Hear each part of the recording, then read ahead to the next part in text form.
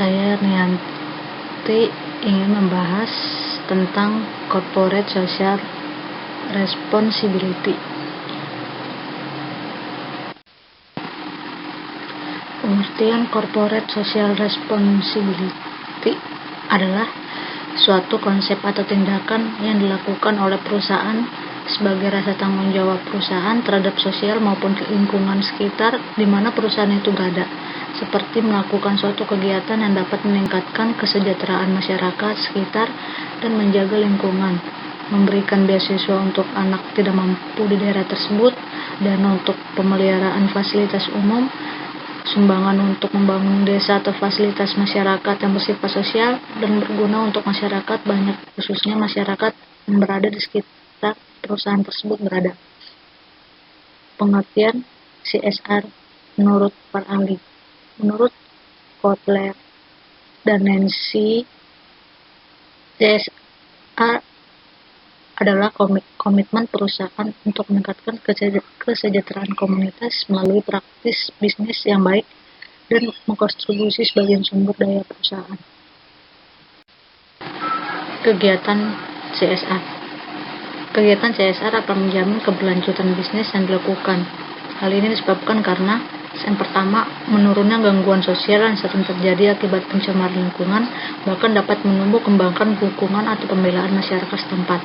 Yang kedua, terjaminnya pasokan bahan baku secara berkelanjutan untuk jangka panjang.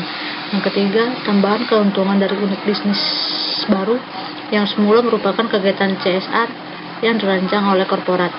Adapun 5 pilar yang mencakup kegiatan CSR yaitu yang pertama, pengembangan kapasitas SDM di lingkungan internal perusahaan maupun lingkungan masyarakat sekitar. Yang kedua, penguatan ekonomi masyarakat sekitar kawasan wilayah kerja perusahaan. Yang ketiga, pemeliharaan hubungan relasional antara korporasi dan lingkungan sosialnya yang tidak dikelola dengan baik sering mengundang kerentanan konflik. Yang keempat, perbaikan tata kelola perusahaan yang baik. Yang terakhir, pelestarian lingkungan, baik lingkungan fisik, sosial, serta budaya. Tujuan CSR. Yang pertama, memberikan kontribusi terhadap pengembangan lingkungan dan masyarakat lingkungan dan masyarakat sekitar. Yang kedua, menjaring sumber daya manusia yang berkualitas dan potensial. Ketiga, mengurangi risiko terjadinya korupsi dan kerugian. Yang keempat, membedakan perusahaan dengan pesaing. Yang kelima, menjalin hubungan yang baik dengan masyarakat di luar perusahaan. Bentuk-bentuk CSR. Yang pertama, bentuk ekonomis. Pada tipe ini, CSR dilaksanakan sebatas pada aspek yang sesuai dengan tanggung jawab perusahaan, yaitu menghasilkan produk yang bermanfaat. Yang kedua, bentuk filantropis. Dalam program CSR filantropis, perusahaan merasa memiliki kewajiban mendorong hal-hal baik dengan mensponsori kegiatan-kegiatan yang diselenggarakan institusi, sekolah, museum, dan lainnya. Yang ketiga, bentuk jejaring sosial. Perusahaan juga merupakan bagian dari masyarakat yang harus memenuhi kewajiban dan mematuhi etika yang berlaku. Yang keempat, bentuk integratif. Pada tipe ini, program CSR menjadi sarana untuk mengintegrasikan profit dan tanggung jawab sosial perusahaan. Model CSR itu ada yang pertama, keterlibatan langsung, yang kedua, melalui yayasan atau organisasi sosial perusahaan, yang ketiga, bermitra dengan pihak lain, yang terakhir, mendukung atau bergabung dalam suatu konsorsium. Contoh CSR itu yang pertama, Danone atau Aqua Mineral Water, yang kedua PT Sinde Budi Sentosa atau Larutan Sapadak, dan terakhir PT Pertamina. Karakteristik CSR yang baik dan sejati. Yang pertama, CSR seharusnya merupakan aktivitas yang melebihi kepatuhan terhadap undang-undang dan undang-undang yang berlaku. Yang kedua, CSR seharusnya bisa menghasilkan dampak semi permanen bagi perusahaan dan masyarakat.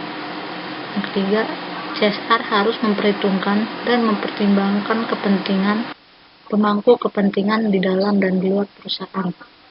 Yang ketiga, CSR harus mengandung sistem governance yang layak bersamaan dengan transparansi dan tanggung jawab. Yang terakhir, CSR seharusnya mengikuti tip ISO 26000. Fungsi CSR. Fungsi CSR secara khusus, yang pertama, izin sosial beroperasi, yang kedua, mengurangi risiko bisnis perusahaan, yang ketiga, melebarnya akses sumber daya, yang keempat, melebarnya akses menuju market, yang kelima, memperbaiki hubungan dengan stakeholders, yang keenam, memperbaiki hubungan dengan regulator, yang ketujuh, meningkatkan produktivitas karyawan. Cara mendapatkan dana CSR dari perusahaan. Yang pertama, mengunjungi perusahaan BUMN. Yang kedua, membuat laporan keuangan yang sederhana. Yang ketiga, mengembalikan pinjaman dengan lancar. Yang keempat, buatlah surat keterangan usaha dari kelurahan. Unsur-unsur CSR. Yang pertama, diwujudkan dalam tindakan sosial yang berupa sikap peduli terhadap lingkungan di sekitar perusahaan sesuai peraturan yang berlaku. Yang kedua, memiliki komitmen untuk melakukan secara etis dan legal dalam berperan dalam meningkatkan ekonomi pada karyawan. Yang ketiga, memiliki komitmen untuk pembangunan ekonomi secara luas dan berkesinambungan. Pelaksanaan program tanggung jawab sosial perusahaan CSR. Yang pertama, community relation. Yang kedua, community service. Yang ketiga, community empowering. Prinsip-prinsip yang harus dipegang dalam melaksanakan CSR. Prinsip pertama adalah kesinambungan atau sustainability.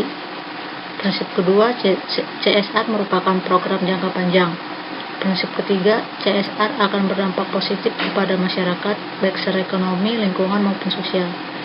Yang keempat, prinsip keempat, dana yang diambil untuk CSR tidak dimasukkan ke dalam cost structure perusahaan sebagaimana budget untuk marketing yang pada akhirnya akan ditransformasikan ke harga produk jual.